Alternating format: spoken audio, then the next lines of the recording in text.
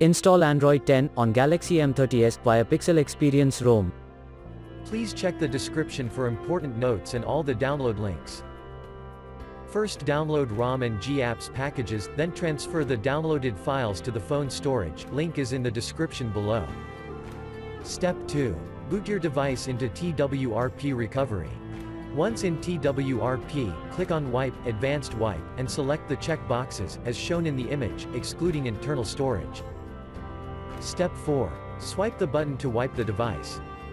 Step 5. Go back to the recovery main screen, and tap on the Install button. Step 6. Navigate to the storage, and select the ROM zip file. Step 7. Finally, swipe the button on the screen, to install ROM file. Step 8. Flash the GApps zip package, in the same manner.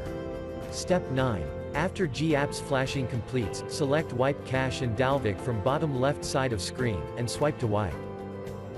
Step 10. When the flashing process is complete, hit Reboot System. That's it, you have successfully installed the ROM on your device.